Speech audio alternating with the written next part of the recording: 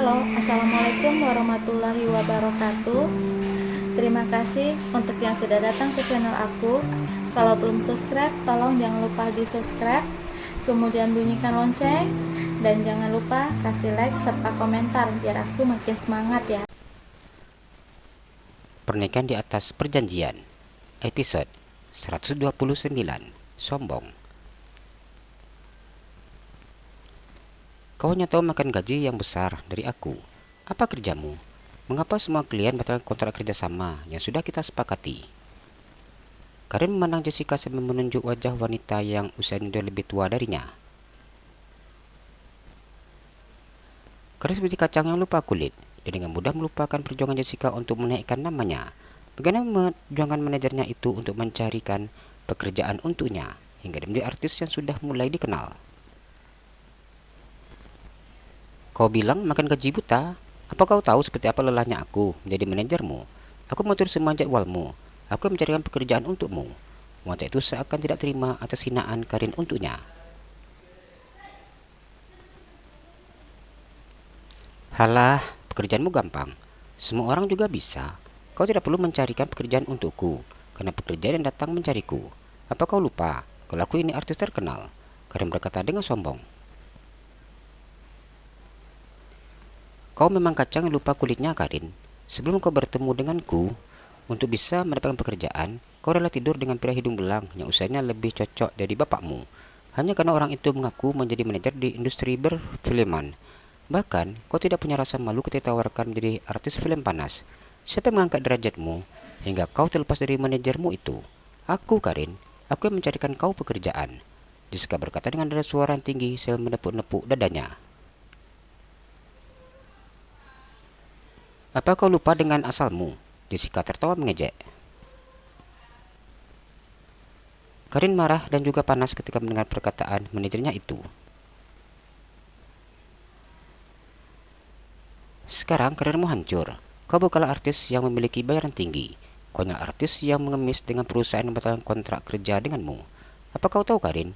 Video-video kau sudah tersebar di media sosial. Video ketika kau mengamuk sambil mencaci maki resepsionis di MBC Group. Kau mengamuk hanya karena kontrakmu dibatalkan. Belum lagi video saat di lokasi syuting. Masih banyak lagi video lain yang menunjukkan berapa temperamentalnya kamu, kata Jessica. Wajah Karim merah padam ketika mendengar ucapan wanita itu.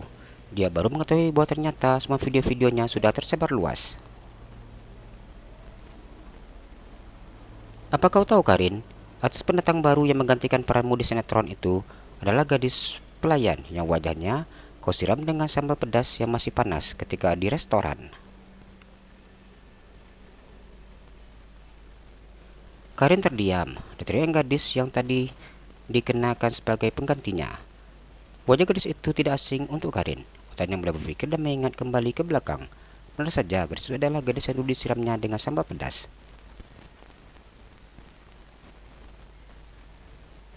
Kau tahu, videomu yang menyiram wajah pelayan itu sedang viral. Karena kebaikanmu, gadis itu jadi terkenal. Jessica tertawa ngakak. Darahnya menggelegak mendengar perkataan Jessica. Karin memandang Jessica dengan penuh kemarahan. Mulai saat ini, aku berhenti menjadi manajermu. Karin, kau hanya artis yang terbuang. Karin mengamuk dan dia mengambil gunting yang terletak di atas meja hias. Aku akan membunuhmu, kata Karin membuat Jessica takut dan juga panik. Wanita itu mencoba untuk lari, namun Karin tersenyum dan berdiri tepat di depannya. Kau sudah membuat aku marah, Jessica. Kau tidak tahu diuntung. Kau tidak tahu diri. Kau lupa siapa selama ini menggaji kau. Dan seenaknya kau menghina aku. Kata Karin sudah menikam wanita itu dengan pisau. Namun Jessica mengelak dan mendorong Karin hingga wanita itu terjatuh. Karin tertawa ngakak dan kembali berdiri hingga membuat Jessica ketakutan. Silakan teriak, Jessica. Silakan teriak. Ya, kau berharap ada yang menolongmu. Kau gila, Karin. Kau lebih gila dari yang aku bayangkan, kata Jessica mencoba untuk mundur ke arah pintu. Terlambat untuk mengetahui itu, Jessica. kau sungguh tidak berhati. Dan saat aku jatuh seperti ini, kau justru malah pergi. Karin berkata dengan wajah yang mengeras dan merah padam. Kau jangan main-main, Karin. Jessica mencoba menekan pusat pintu dengan tangan gemetar. Karin tersenyum iblis sambil terus melangkah maju. Tolong jangan bunuh aku. Aku tidak akan meninggalkanmu. Aku akan tetap ada untukmu. Wajah Jessica sudah memucat dan keringat terus saja membanjiri pelipis keningnya. Terlambat, kau harus mati. Karin tertawa ngakak. Adanya seorang psikopat yang merasa bahagia ketika melihat wajah targetnya. Karin, aku mohon. Ingat hubungan kita yang sudah begitu dekat, layaknya saudara. Aku menyayangimu, bukan hanya karena kau artisku. Aku terus menyayangimu, karena kau sudah seperti adikku sendiri.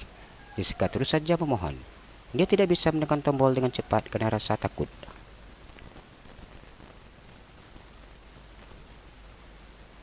Aku mohon, Karin, aku memiliki anak-anak.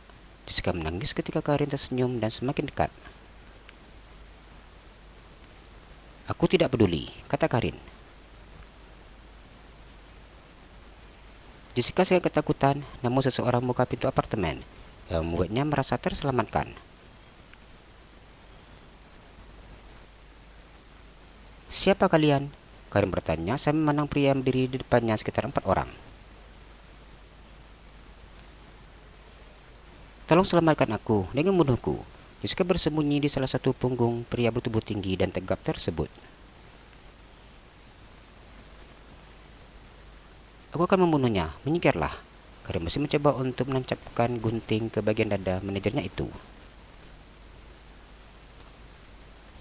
Keempat pria itu hanya diam menang Karin dengan wajah tanpa ekspresi. Salah satu dari mereka merekam adegan saat ini dilakukan Karin terhadap manajernya.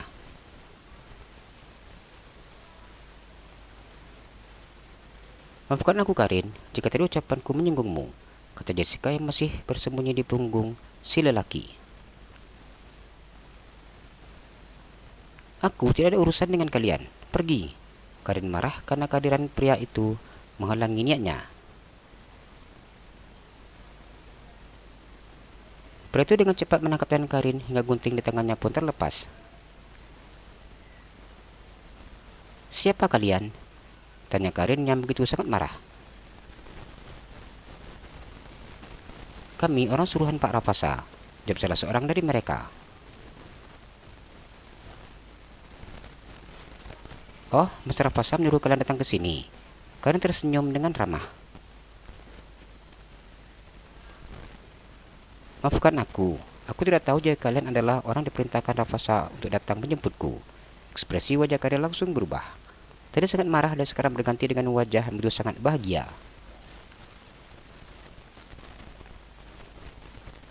Apa Mas Rafasa minta kalian menjemputku untuk datang ke apartemen, rumah, atau ke kantornya? Tanya Karin dengan senyum bahagianya. Sungguh tidak menduga bahwa Rafasa sudah menunggunya. Jessica yang sudah berniat untuk lari dan meninggalkan apartemen membatalkan niatnya. Dia begitu sangat tertarik dengan apa yang terjadi saat ini. Sungguh tidak duganya bahwa surat itu benar.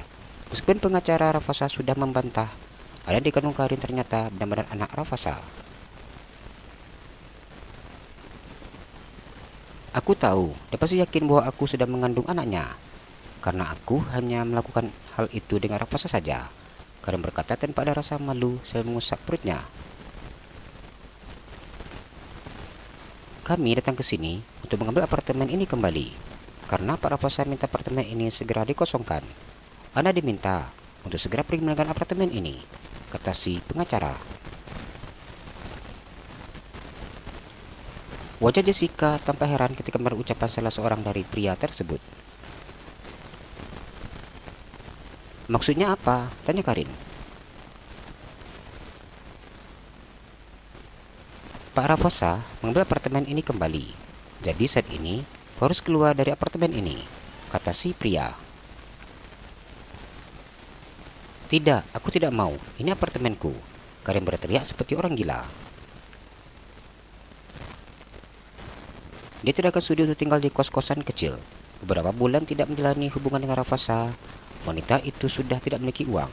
apalagi kontrak kerja yang telah dibatalkan. Dia juga harus membayar ganti rugi sesuai dengan kontrak perjanjian. Mimpi Anda terlalu tinggi, Nona. Apartemen ini milik Tuan Rafasa. Semua surat atas nama beliau. Jadi, silakan tinggal ke apartemen ini. Pria itu tersenyum tipis menang Karin. Aku tidak mau, kata Karin. Sesuai perintah kami, Anda harus pergi. Tanpa perintah, salah seorang dari pria masuk ke kamar dan mengumpulkan pakaian-pakaian milik Karin. Setelah itu, dia membuang tas berisi pakaian tersebut keluar apartemen. Kalian tidak bisa melakukan hal ini terhadapku. Aku mengandung anak Rafasa. Karin menangis ketika dia diseret keluar dari apartemennya.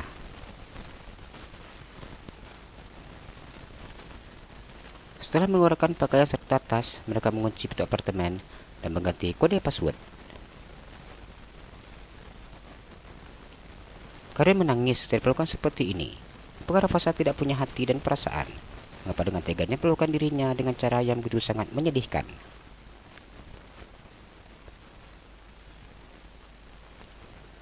Hahaha, aku masih ada di sini, tapi sudah melihat seperti apa nasibmu. Kau hanyalah seorang gembel tanpa Rafasa. Ejek Jessica yang hendak pergi setelah menertawakan Karin. Namun lagi-lagi wanita itu terkejut ketika melihat 3 orang pria memakai seragam warna coklat yang baru saja datang. Jalan-jalan ke Pekanbaru, jangan lupa beli sepatu. Kalau kamu suka channel aku, please subscribe aku. Terima kasih.